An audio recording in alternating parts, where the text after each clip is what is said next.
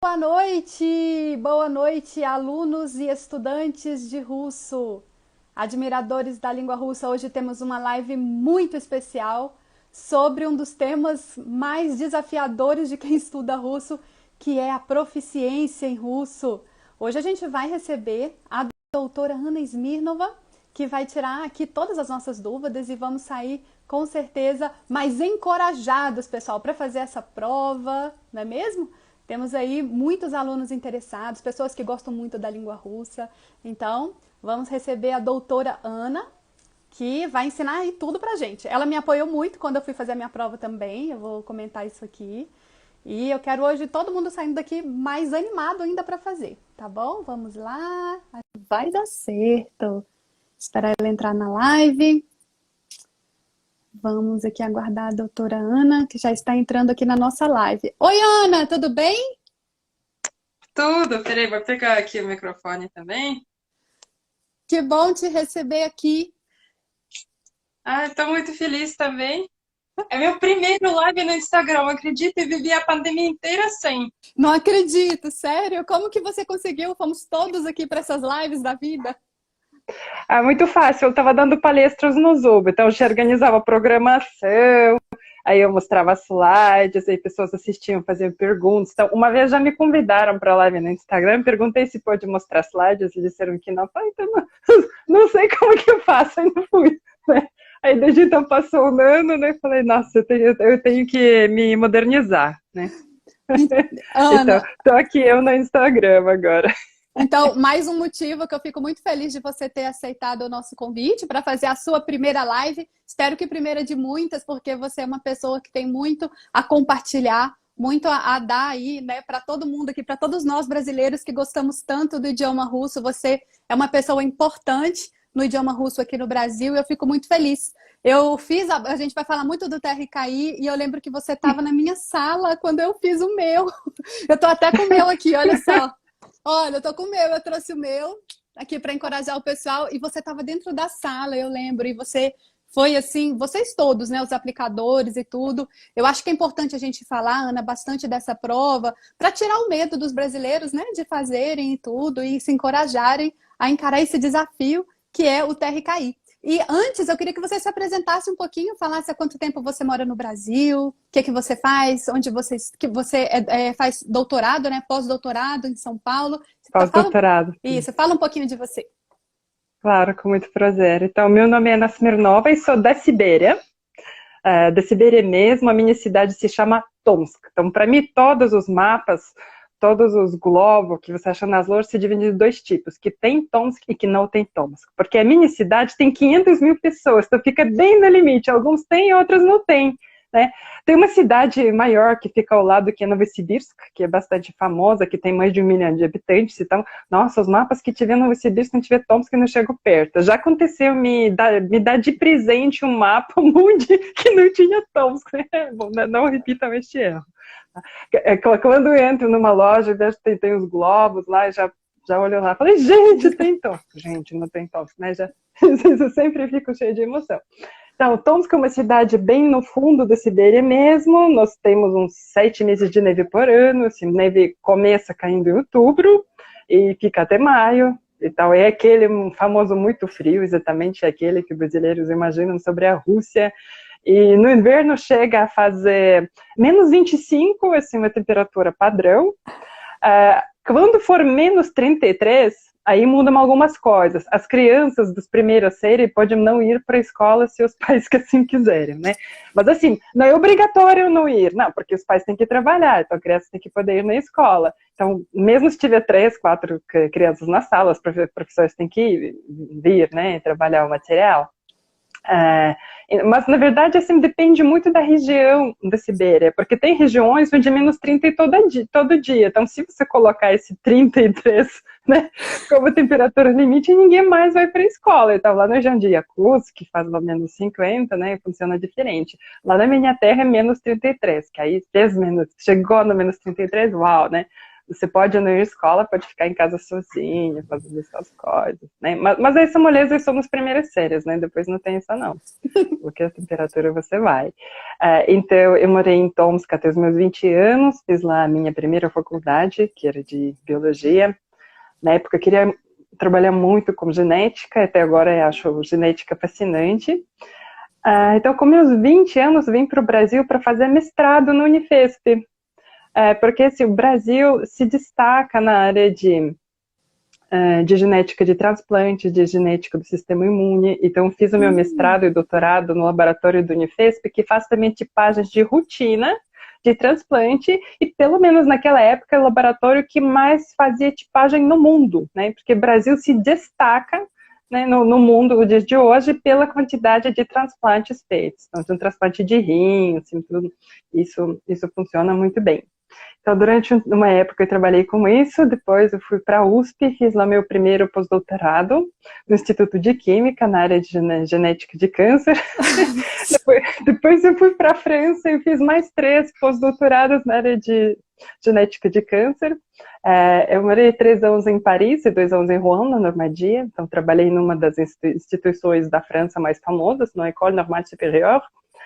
E lá na França, eu me descobri quanto eu sou apaixonada por trabalhar com as pessoas, porque também, enquanto eu morava no Brasil, eu só queria ser que nem brasileiros, eu não tinha amigos russos, né? Eu não queria saber do russo, eu ligava para a mamãe uma vez por mês, uma vez por 2 meses.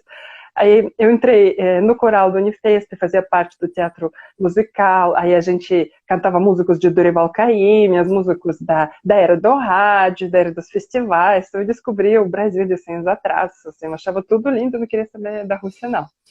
Aí, na França, a minha cabeça mudou, porque também no Brasil, naquela época, quase não tinha russo para interagir, nem que você quisesse. O que tinha, cada um dos que tinha achava que era o único, porque não tinha os grupos na internet, nem nada assim para juntar a comunidade. Agora, na França, a situação é diferente. Na França, tem bastante rica vida cultural russa, porque ela tem muitos russos que vêm para trabalhar, que tem toda uma história de vida, que tem coisas para compartilhar. Tem muitos franceses que se interessam pela cultura russa. Então lá na França, eu fiz parte do clube de música autoral russa e depois me tornei vice-presidente da maior associação de russófonos da França, que se chama Maxime Co. Então, nós organizamos muitos eventos. Eu trouxe vários músicos da Sibéria para Paris. Assim, todos os músicos da minha cidade que eu gostava, eu trouxe. E lá na Europa funciona assim, os russos da França e da Alemanha e dos outros países europeus, eles se organizam e dividem os artistas, né? Então, traz artista e vai passando, assim, de mão em mão. Então, vários artistas eu acompanhei fazendo isso. Então, eu ia para a Alemanha, de uma cidade pequena para outra, acompanhando os meus artistas. É assim, como uma cultura bastante específica, né, música autoral russa, são sempre lugares pequenos. Aí você vai na Alemanha, numa cidade tipo Kassel, e o concerto é num ginásio de esporte. Aí você vai numa outra cidade pequena, que é Nuremberg, e concerto num asilo de idosos. Então, você vai visitando, assim, você acaba adquirindo uma visão única da Europa dessa maneira. Então, eu fui descobrindo quanto os russos são legais, né? Os que moram nesse lugar. E os russos que moram no exterior são diferentes dos russos que moram na Rússia. Tem cabeça aberta, né? Tem várias experiências de vida. Então, eu acabei me identificando muito. Então, quando depois do meu último pós-doutorado na França, eu voltei para São Paulo, eu estava muito animada por trabalhar com cultura russa e a língua russa e tudo isso que eu redescobri. Ainda mais que eu fui para a França no ano 2009, voltei para o Brasil, era no ano 2015, todo mundo falava, não volta. Eu falava, por quê? Nossa, era tão legal em 2009, né? A vida era tão boa, cheia de projetos artísticos, meus restaurantes preferidos, assim, bombando, gente na pesquisa cheia de bolsas. Eu falei, por que não voltar? Claro que vou. Meus amigos, não inventa, né? Fica onde você tá, não saí da França, eu não consegui entender. Mas, na verdade, também nem tinha opção, porque a minha primeira bolsa na França, as minhas 2 primeiras bolsas eram francesas. Agora, depois de 3 anos eu não consegui mais, eu peguei a bolsa brasileira da Ciências Sem Fronteiras, como entrevista permanente no Brasil eu tinha direito. Então, na verdade, na minha última vinda na França, assinando um contrato de 2 anos, eu já sabia que era obrigada a voltar, né? Então eu voltei e falei, não, vou dar um jeito. E quando eu olhei como o Brasil estava em 2015, eu nem estava acompanhando direito as notícias, estava acompanhando a vida dos meus amigos, nas notícias da política. Aí voltei, era final de março de 2015. Aí cheguei, fui dormir, todo mundo batendo panela. E não tinha isso em 2009, né? Nunca tinha visto. Eu falei, gente, o que está acontecendo? E pessoas, nossa, é difícil explicar muita coisa que aconteceu nesses 5 anos, né? Eu não entendi nada. Aí comecei a procurar emprego, né? Primeiro eu tentei, então, honestamente, por mais que eu estava cansada, assim, de trabalhar no laboratório, né? Assim, eu honestamente tentei procurar emprego naquela área na qual o Brasil investiu em mim muito como pesquisadora, né? Então, durante um tempo eu trabalhei no CIP, lá do AC Camargo, mas aí tinha bolsa de técnico minúscula. Foi nesse momento que comecei a dar aulas de línguas, né? Eu dava aula no começo mais de português para russos, recém-chegados. Comecei a dar aula também de russo para brasileiros e fui me empolgando. Depois de um tempo, a bolsa no CIP acabou, mas eu continuei indo no laboratório. Falei, não, eu quero terminar aquele artigo.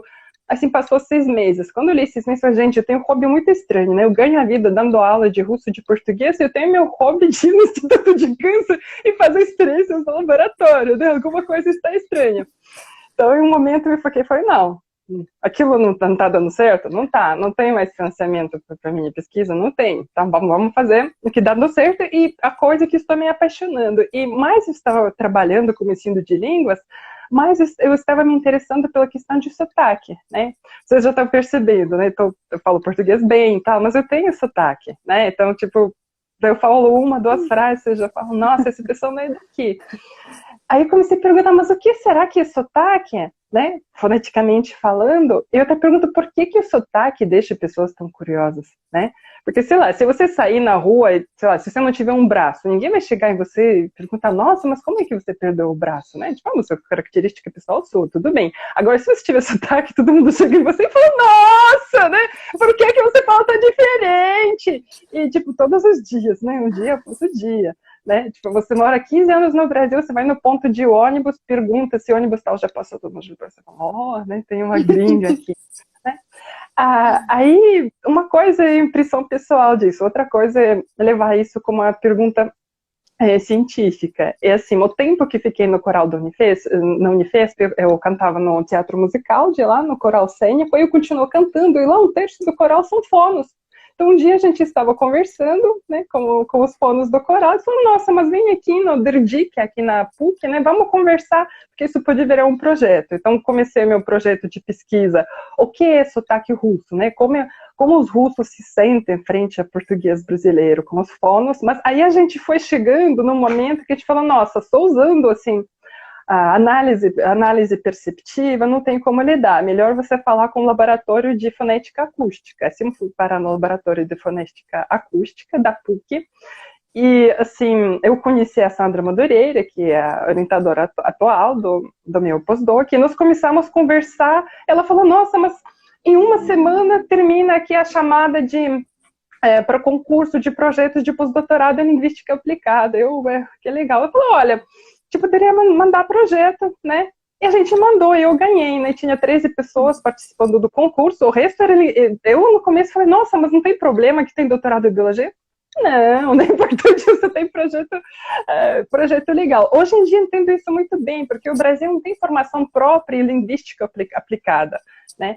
Então, porque pessoal que estuda letras, estuda discurso e tal, eles não têm muita prática de trabalhar com aparelhos, muitas vezes tem medo de estatística. Acho que os cursos de linguística mesmo, linguística aplicada, acho que só tem na Unicamp e em São Carlos, posso estar errada, mas é muito pouco que tem disso no Brasil. Então, na verdade, quem trabalha na linguística aplicada são principalmente pessoal de física e de biologia. Né? Então, tudo que eu aprendi na genética, eu uso na minha pesquisa na linguística aplicada nos dias de hoje, inclusive os mesmos programas de tratamento de dados estatísticos. Então, não posso dizer que o Brasil jogou dinheiro fora, né, me formando como pesquisadora.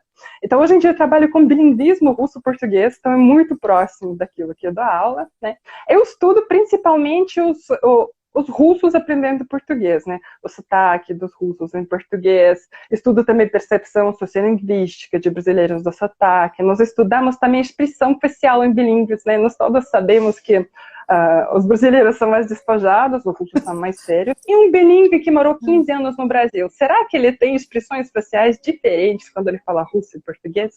Tem todo jeito de estudar isso. Tem programas especiais que analisam expressões faciais, analisam pelo vídeo o movimento de cada músculo, tudo isso vira curvas, né? Ele pega até esses micromovimentos que você não percebe, né? Inclusive aprendi muita coisa analisando esses vídeos que eu não percebi antes, né? Então nosso projeto acabou se tornando gigante e em paralelo eu estava também fortalecendo as minhas relações com universidades fora, e assim, mais eu estava trabalhando como assunto de pesquisa, né, e com fonética, eu estava virando também, me tornando uma professora melhor. Aí nós vamos chegar agora na Tercaí, que eu sei que vocês querem saber, né, Na verdade, eu tô com dó de mudar de tema, porque você tem uma história tão interessante, Ana, que eu já vou deixar feito o convite para uma próxima live para a gente falar da sua trajetória, porque é muito, muito interessante. Tanto a sua formação, quanto o seu encontro, né, e essa pesquisa maravilhosa que você faz. Eu dou aula para russo tem mais de 10 anos, né, de português, e eu fiquei já fascinada com o que você está falando, já pensando em todas essas coisas que você disse de características e tudo. Então, acho que a gente vai marcar uma próxima live para continuar, porque chega a dar pena mudar de assunto, viu? Mas eu separei umas perguntas aqui para você, mas já está convidadíssima para a gente fazer uma live aí sobre o seu percurso. Eu tenho certeza que o pessoal já está até pedindo aí para mim aí na linha do tempo, a gente vai fazer. Ana, eu separei algumas perguntas, né, para orientar assim, as informações, mas aí você fica livre para dar outras informações que você quiser, tá? A primeira coisa, né, vamos imaginar que a pessoa que parou aqui nessa live, ela não tem informação nenhuma, né? Então, eu queria que você falasse qual é o nome desse exame de proficiência em russo, né? E os níveis, que são as perguntas que todo mundo faz de cara. Claro, é que eu estava contando como que chegou. Vou contar primeiro como que essa prova chegou no Brasil. Porque, assim, na verdade, no ano passado eu escrevi um capítulo de livro que vai sair nos Estados Unidos esse ano sobre ensino de russo no Brasil. Onde eu falo muito sobre isso, mas o Brasil tem características muito específicas de ensino de russo, que é, cada escola trabalha por si. Então, cada escola escolhe os seus materiais, cada escola escolhe os seus livros, cada escola tem os seus jeitos, escolas não conversam entre si. Não existe associação de professores de russo no Brasil, né? Não existe nada padronizado. Inclusive, os cursos assim, de formação, só existe formação de tradutor, que tem concurso na USP e tem no Rio de Janeiro também, mas eles focam na tradução, não na formação de professores de russo. E quando eu estava conversando com o pessoal de lá, perguntando por que, eles falaram, nossa, mas nem existem as normas do MEC, né, de o que você tem que fazer, né, para formar uma pessoa que ensina russo, né, então quem sai da USP, eles são tradutores, né, maravilhosos, mas o foco deles não é o ensino. Né? Então, nos outros países, que nem nos Estados Unidos, na Europa, muitas vezes, universidades formam os professores de russo, aí eles organizam escolas de verão para outro tipo de professor, então então as universidades acabam organizando todas as outras atividades que estão acontecendo nos países, todo mundo está ciente de normas e padrões. Aqui no Brasil é super diferente. Primeiro que a maior parte do ensino acontece online. Segundo que os brasileiros têm 1000 motivos de aprender russo, e entre esses motivos, assim, adquirir assim, algum conhecimento formal não é motivo principal. Muita gente aprende russo porque gosta da literatura russa, ou porque gosta do grupo Tatu, né? Ou porque gosta da Sibéria, ou de frio, ou só por motivos porque simplesmente é exótica, alguma coisa tão diferente, que é atraente, né? Tem muita gente que gosta também da história da União Soviética. Então, motivos são diferentes. Então, muitas vezes, aluno vem na aula e fala, professora, eu só quero entender a música russa do grupo tal, eu só quero saber as letras. Né? Aí chega outro e fala, nossa, mas olha, eu queria ler o Dostoiévski em original. E outro diz, olha, eu não quero saber ler, eu só quero fazer preparação para a viagem, né? Então tem de tudo. Então cada aluno tem o seu mundo na cabeça e os professores, que a maioria deles dão aula particular, estão se adequando a essas demandas.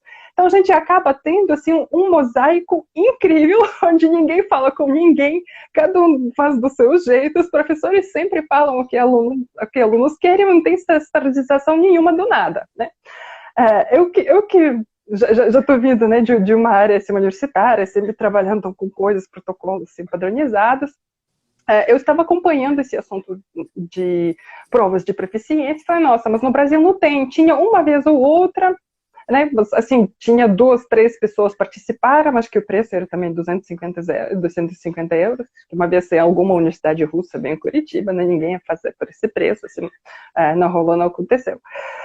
Aí um dia, eu estava lendo no Facebook, né, o grupo de professores de russo. Existe um grupo no Facebook, a gente tem 40 mil pessoas, somente de professores de russo de todos os países, onde eles discutem assim, os problemas com diferentes tipos de alunos, ideias didáticas.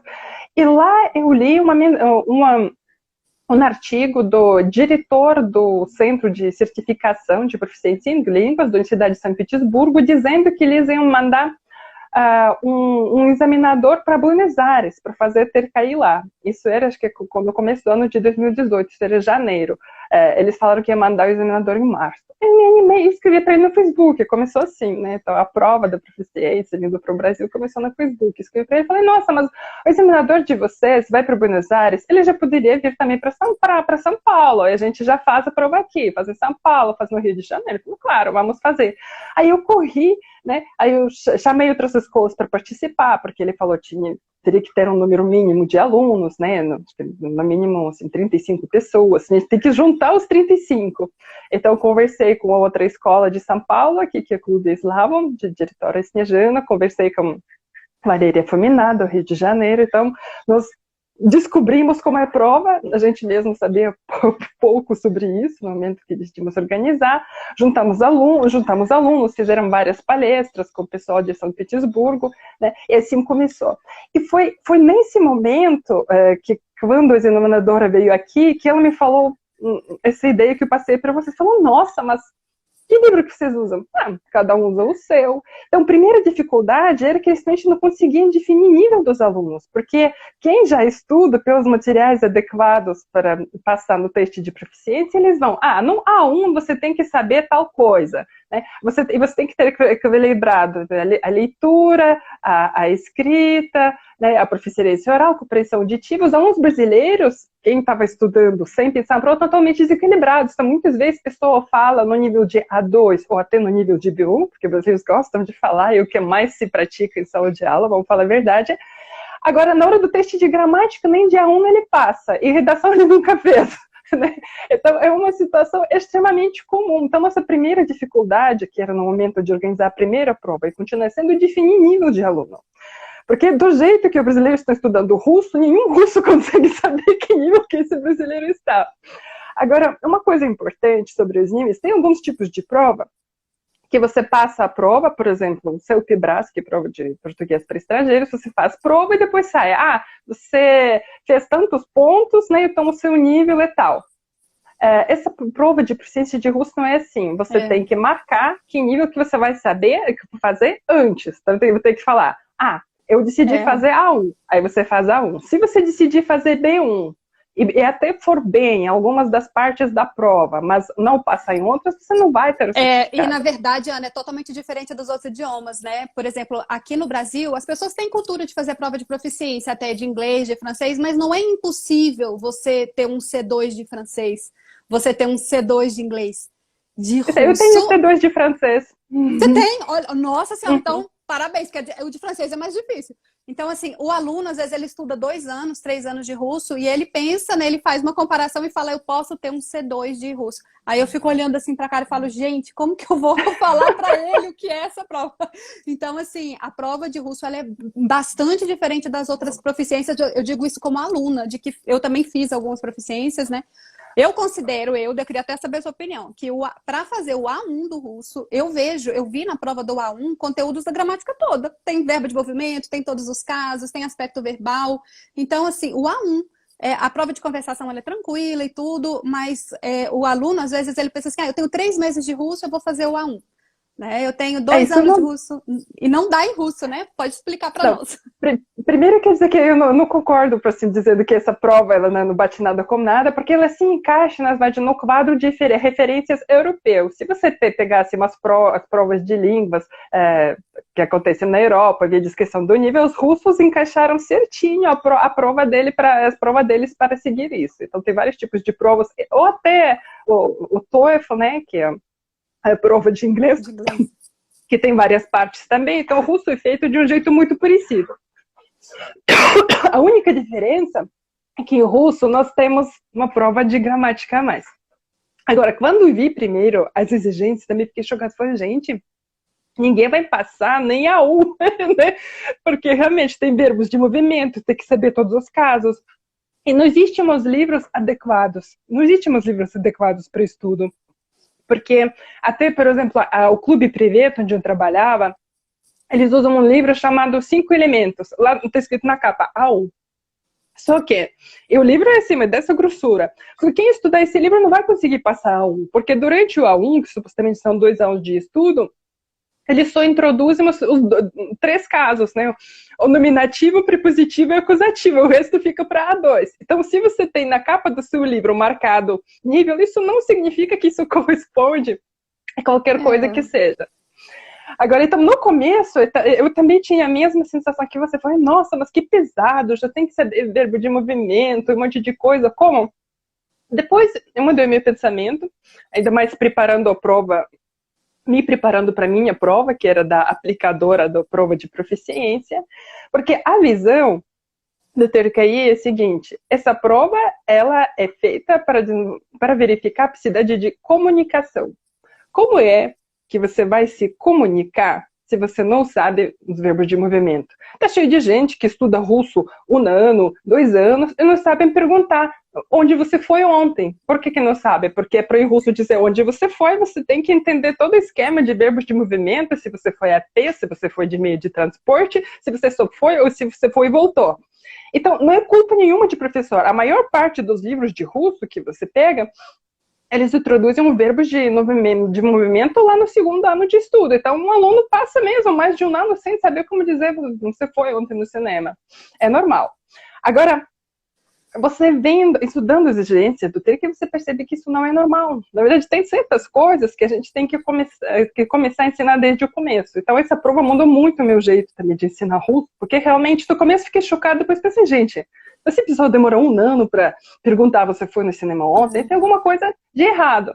Então, alguma coisa que eu comecei a fazer com as minhas turmas desde o começo, assim que as turmas iniciantes aprendem uma conjugação dos verbos do 2º grupo, que nem Gavarit, você já pode ensinar os verbos tipo Hadit e Yesit. Começar, por exemplo, com Hadit. Né? Muitas vezes a gente começa a aula, mesmo para iniciantes, né, com uma rotina, se perguntando como que foi a semana. Então, no começo, as pessoas não vão precisar, falando sobre como foi a semana, dos verbos de uma direção. Então, ensina primeiro, desde o começo, no 3º mês de aula, os verbos de ida e volta. Aí as pessoas falando como foi a semana, já vai dizer, я читал книгу, я смотрел телевизор, я ходил в театр. Passando mais 6 meses, aí você conta. Então, existem também verbos de uma direção. Só que como a pessoa já ficou meio ano usando um verbo que era de ida e volta, ele nunca mais vai confundir. Que ele vai saber, aquele que eu sei melhor, eu sempre usei, que para contar como foi a minha semana, é o de ida e volta, né? Então, na verdade, isso na verdade é muito lógico, porque se o objetivo é comunicação, as pessoas têm que saber falar, né, onde que eles foram na semana desde os primeiros meses. Né? Ou até os casos também. Em russo tem 6 casos, nossa, vou morrer, né? Não vai, porque a gente realmente usa isso no dia a dia. Então, se você pensar no método de ensino comunicativo, começa com situações do dia a dia. Você não precisa ensinar todas as exceções de vez, né? E pega situações práticas, né? Pega situações perguntando, oi, где это, né? Onde fica tal coisa? As pessoas praticam prepositivo, né? Tenta restringir no começo o vocabulário, porque realmente tem só palavras que terminam com E, né? Aí outro dia você trabalha uma situação com quem você foi não sei onde, s другом, né? S другом, с Mariной, das Antona. Então, você vai introduzindo situações simples, sem chocar o aluno com tudo que tiver, né, de casos e de exceções, para ele acostumar a usar. E para ele acostumar a usar, assim, umas situações que têm a ver com a vida real deles. Eu, quando tenho alunos, né, ainda mais que querem falar e tudo mais, eu uso muito, assim, a própria vida do aluno como material de aula, muito mais do que qualquer livro, porque a gente conversando como está a vida da pessoa e como foi a semana, a gente já consegue, assim, trazer toda a base comunicativa que a pessoa precisa, a gente consegue trazer para isso. Então, não, a prova não é difícil, a prova não é absurda. Absurdo é o jeito como o russo é ensinado quando os verbos de movimento e certos casos estão deixados para 2 anos de estudo. Não é isso. Não é isso. Se você pensar na comunicação desde o começo, tudo vai e pessoas vão. Então, a primeira vez que nós fizemos a prova, nós tivemos várias pessoas nessa situação que nem nível delas sabiam. Então, como nós sabíamos que de fala, de compreensão auditiva, eles estão bem, que a gente sempre treinou, então a gente fez o nível de corte pelo teste de gramática e redação. Então, se o pior nível que sair pelo teste de gramática e redação é esse que você vai fazer. Então, nós digitalizamos os materiais da Universidade de São Petersburgo para montar um teste online, para ver o nível, e todo mundo escreveu redação, que na verdade também pessoa experiente, olhando a redação, sabendo como a redação é avaliada, já conseguia dizer que nível que é melhor para esse aluno fazer, né? Sem olhar para o resto. Então, o mais difícil na questão da prova é de escolher um nível, só que não é aluno que escolhe o nível, é professor que sabe bem como funciona a prova, que vê como que o aluno está com teste de gramática, com redação, que recomenda. Se o professor estiver ciente de tudo que está acontecendo, de como está o aluno, aí não tem erro. Aluno escolhendo o nível, né, ele vai passar. Só se fica muito nervoso na hora, né, e não lembrar de nada. Mas, a princípio, a escolha do nível acontece antes da prova, e se você está com uma pessoa experiente, não tem como errar na escolha de nível. Tanto que, da primeira vez que nós tínhamos 36 pessoas, que são só 2 que não passaram, e provavelmente eram 2 para quem a gente não recomendou fazer e queria fazer. Eu, por exemplo, para várias pessoas que me perguntaram, posso fazer? Eu falei, melhor não, né? Espera um tempo, não faça esse nível, faça esse, né? Então, eu não tenho vontade de pegar e concentrar mais gente para se jogar na prova. Não, a gente sabe muito antes da prova se a pessoa consegue passar ou não, né? Então a gente ajuda a escolher um nível, você já vai fazendo aquilo para que você está pronto, né? Então a prova se chama, então, nós falamos teste de proficiência em russo, mas em russo é тест по-русскому как иностранному, que é TRKI. Mas também se usa bastante a abreviatura em inglês, né? Porque tem Test of English as a Foreign Language, então do mesmo jeito tem Test of Russian as a Foreign Language, então fica TOEFL. Só que TOEFL foi ruim de falar, porque nem TOEFL tem TOEFL, aí ninguém sabe de que você está falando, né? Então, pra gente é melhor TRKI, para brasileiro. Então ele vai ter cair, ou simplesmente, na verdade, esse amor a abreviaturas é uma coisa assim, puramente soviética. Acho que nunca em um país do mundo tinha tantas abreviaturas como lá. Então a gente pode muito bem falar sobre teste de proficiência em russo, porque na verdade esse teste assim, padronizado, estandardizado, assim, aprovado pelo governo russo, que vale na Rússia em um só. E só o TRKI que é teste de proficiência em russo. Mas, por exemplo, nos Estados Unidos, eles têm um teste próprio deles, no formato deles. Tanto que lá, americanos somente nem fazem TRKI, ele tem o seu próprio sistema de ensino. Mas é reconhecido pelo governo russo, é só este. Então, nós falamos de teste de proficiência em russo estatal, né? Então, normalmente, nós falamos do TRKI, não tem outro. E tem somente, antes, no começo eram só 4 instituições que aplicavam, hoje em dia tem 9 ou 12, né? Todo ano está crescendo aos poucos. Só que, assim, as normas do TRKI, eles foram elaboradas, foram elaboradas, assim, pelas várias instituições, então existem escritas, mas cada instituição elabora a sua própria prova. Então, a prova da Universidade de São Petersburgo, ela é diferente da prova do Instituto de Pushkin. Então, cada um, dentro daquelas normas, faz a sua própria versão. Eu gosto muito, assim, da política da Universidade de São Petersburgo, porque, assim, eles falaram assim, mas tem algumas outras instituições, né, que eles objetivam, ele imagina mais alunos que se interessam pela literatura, pela história da Rússia. Então, alguém me falou que na prova de alguns dos locais que fazem Moscou, te pergunta, tipo, imagina que você esteja andando pela Avenida Nevsky, conta que você está vendo, né? Se você não sabe que tem na Avenida Nevsky, né, você não vai saber falar. Então, a Universidade de São Petersburgo, eles desenvolveram um pouco muito prático. Por quê? Porque a Universidade de São Petersburgo tem um centro de teste de proficiência em línguas, que eles fazem aplicação para várias línguas. Tem mais de 40 línguas que eles fazem testes lá. Então, eles realmente têm um pensamento de examinador de línguas, e não simplesmente de alguém apaixonado pela língua russa que quer que todo mundo leia Dostoiévski. Às vezes, você quer que até uma moça que, sei lá, está trabalhando num hotel de Ushuaia possa ter certificado, né, para ganhar um ponto a mais no currículo dela. Só que aí ela precisa de russo prático, né, para atender turista. Ela não precisa ler literatura russa para passar na prova. Então, o foco da prova da Universidade de São Petersburgo é mais prático. E o nível de A1, A2, né, eles estão totalmente focados assim, nas práticos comunicativos simples do dia a dia. Entendi. Então, quais são os níveis? Então, dentro do quadro europeu de referência, tem A1, A2, B1, B2, C1 e C2. Então, A1, que eles chamam de elementar, né? O básico do básico, é o básico do básico com verbos de movimento em todos os casos, né? Mas o vocabulário é o dia, assim, é o nosso dia a dia, né? Como você... tranquilo. Amizades, trabalhos, hobbies, ou, por exemplo, lá cai também ir no médico. Gente, quem que ensina aulas de russo aqui no Brasil como ir no médico, né? A última coisa que o brasileiro imagina, né, estudando russo, que ele vai precisar ir no médico. Mas se você pensar que essa prova é focada, assim, ou para turistas que vão para a Rússia, ou para recepção de turistas que vêm de lá para cá, você precisa saber, né? Você vai lá no Copa do Mundo, na Rússia, você quebra a perna no meio da rua. E aí? Você vai esperar que o pessoal lá no pronto-socorro fala inglês? Pode esperar, né? Então, é um básico que você tem que saber, que não precisa ser nada muito elaborado. Então, os meus alunos ficam apavorados, eu fiquei apavorada, ficou perguntando como examinador. Eu falei, não, mas, por exemplo, você está lá na prova oral, o Caio pergunta, né? Você está no médico, né? Então...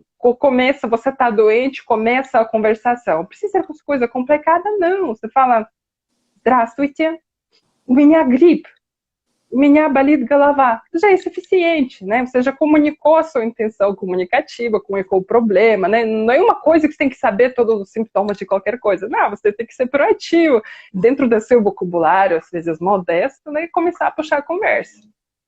Entendi. Então, A1 é um nível bem elementar. Então, no nível dos verbos de movimento, são aqueles verbos básicos, идти, ходить, ехать, ездить, e são só 2 prefixos, acho que é o prefixo po, com certeza, e talvez o pri e u, né? Um bem básico.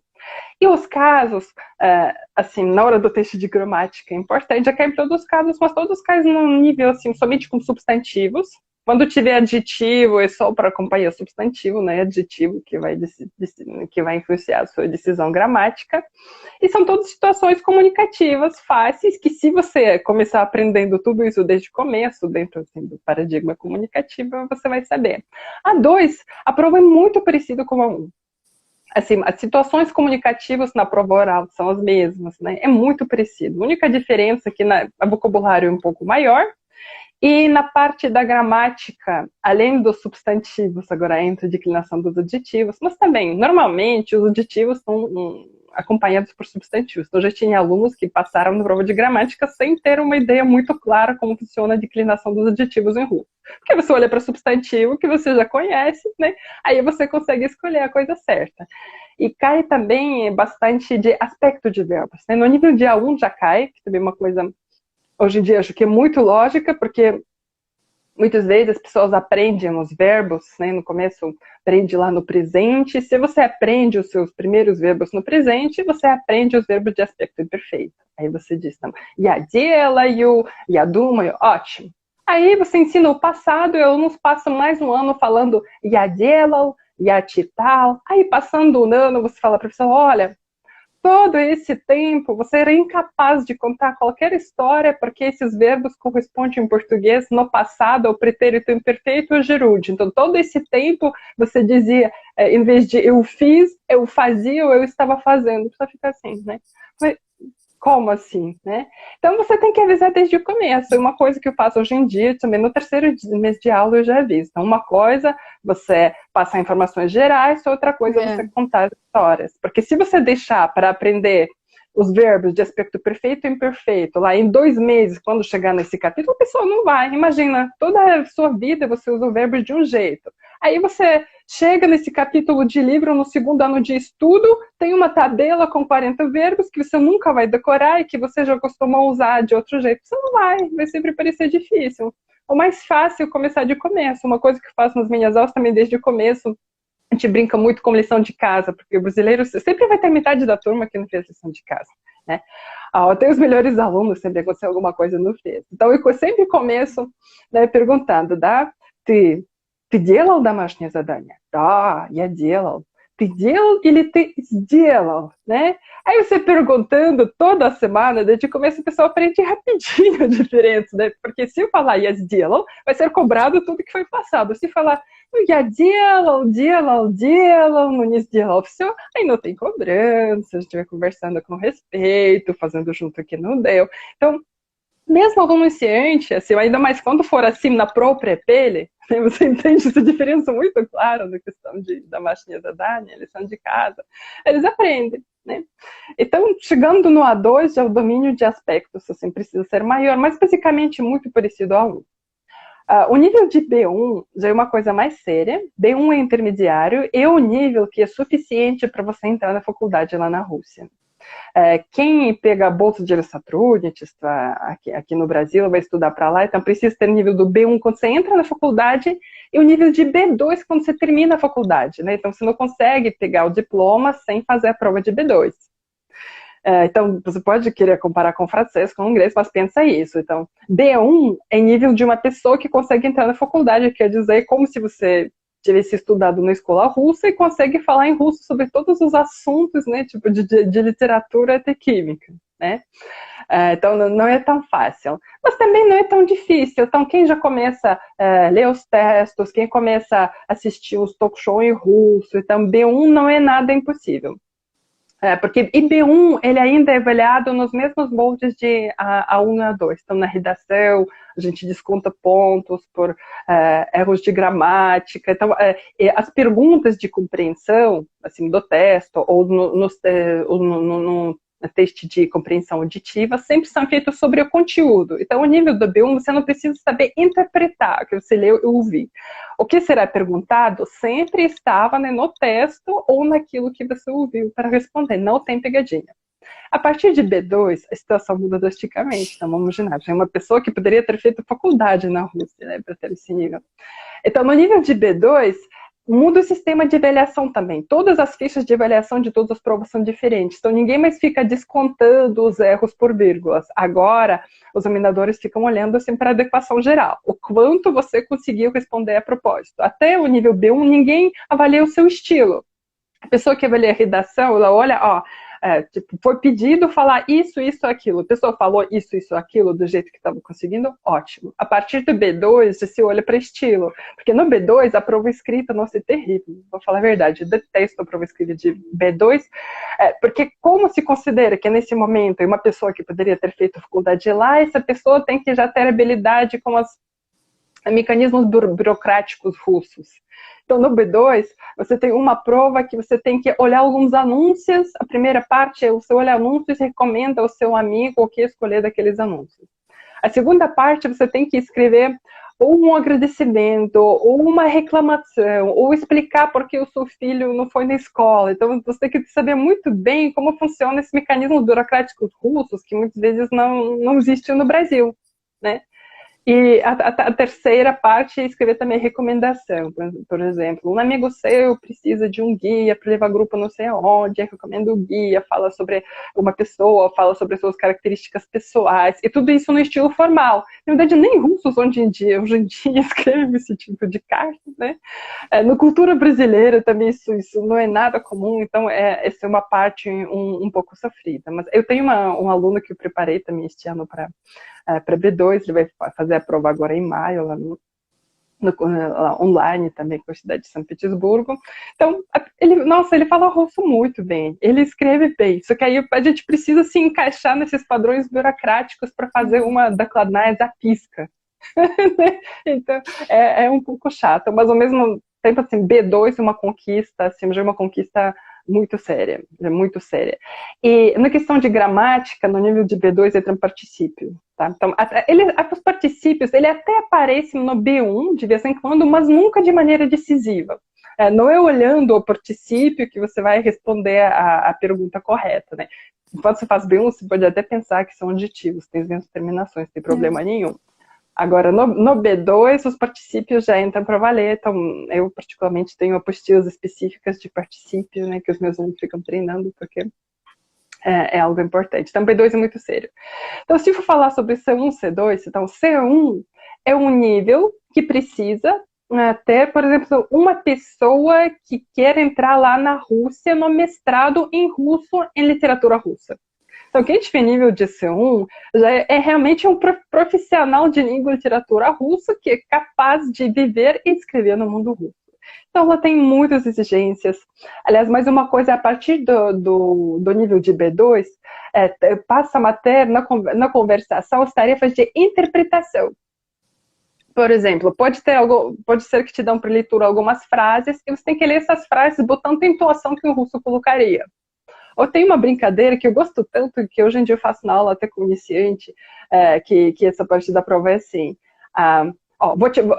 Nós fomos, imagina como se nós fôssemos ontem juntos numa festa, eu vou falar as minhas expressões sobre a festa e você vai discordar sobre cada ponto sem usar as mesmas palavras, né? Então, se eu dizer que é turbo красивый, você não pode dizer не красивый, você tem que usar uma outra palavra, outro jeito de falar. Né? Então você tem que saber improvisar também. Quando chega no C1, piora. Lá uma das tarefas na conversação, por exemplo, você lê uma carta de um seu suposto subordinado, você tem que se imaginar no papel do diretor e dar bronca. Mas dar bronca de uma maneira que isso não seja ridículo, né? Porque como o nível de C1, né, ele inclusive permite uma pessoa virar uma diretora de empresa, né? Você não pode se comportar de maneira ridícula, ou exagerando, né, ou cobrando pouco numa situação que você tem que agir no mundo russo. Então, assim, de um lado é difícil, mas de outro lado é super válido, assim, se você pensar na proposta dessa prova. Então, nós já tivemos 2 pessoas no Brasil que passamos no nível de C1, uma pessoa era descendente de russos, né, que já falava russo bem, mas mesmo ele precisou estudar.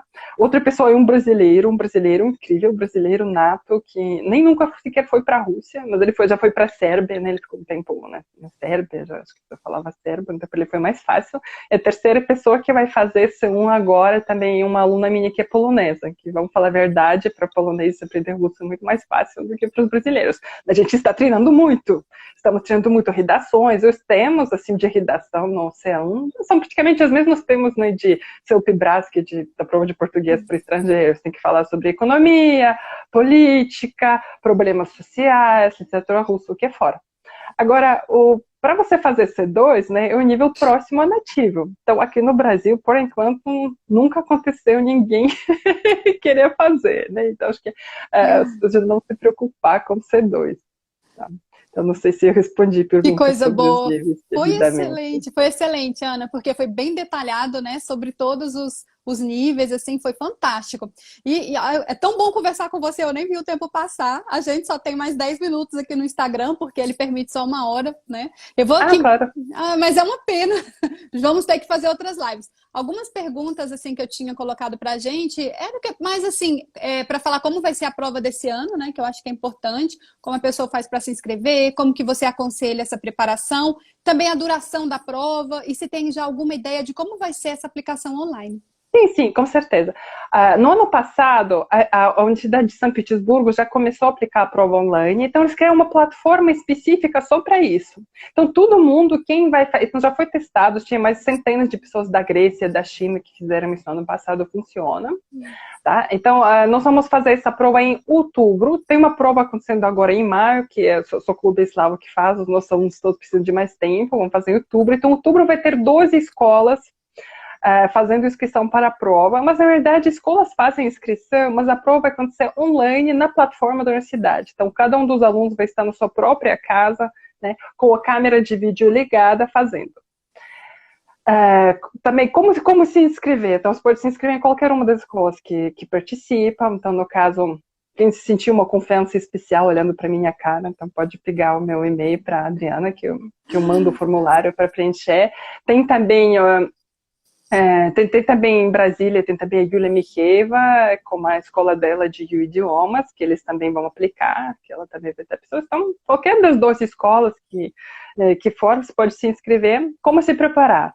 eu aconselho se preparar com um professor que sabe como é a prova. Porque o seu professor, mesmo sendo nativo de russo, tendo anos de experiência, se ele acabou não tendo contato com o mundo de TRKI, ele não vai saber como treinar você. E sempre quando nós fazemos uma prova, tem, na verdade, a verificação de duas habilidades. Uma habilidade é própria proficiência e outra habilidade é sua habilidade de passar a prova.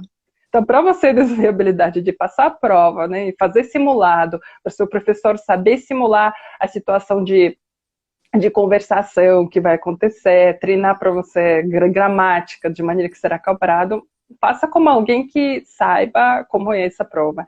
Também tem alunos, nós já tivemos uns autodidatos que estudaram sozinhos e passaram, mas nesse caso, normalmente, a pessoa, por exemplo, escreve muito bem, porque leu muito, né, mas acaba sendo inseguro nas outras partes. Então, quem estudou sozinho, ele acaba, normalmente, tendo os níveis de todas as 5 competências, porque tem conversação, compreensão auditiva, a leitura, escrita e teste de gramática. Quem estuda sozinho, normalmente, tem as partes mais desequilibradas e acaba fazendo, assim, pela habilidade menos desenvolvida, mas também não é nada impossível, né? Então já tivemos autodidatas passando no nível de A1, A2, até tivemos uma autodidata de uma cidade pequena lá da Santa Catarina, que ela passou em B2, depois chegou a fazer C1. Então, cada um tem o seu jeito. No que o professor pode ajudar, né, de saber como é a prova e também tirar o nervosismo, né, explicando o que vai acontecer. Então, prova em outubro, será tudo online na plataforma de São Petersburgo, você vai receber instruções antes, vai ter um teste técnico que você vai poder treinar como que é antes, vai ter teste de demonstração. Então pode se inscrever em qualquer uma das escolas e se prepara com um professor que sabe como é a prova, porque isso resolve metade do problema. Você não vai ficar nervoso por não saber o que irá acontecer. Verdade, Ana.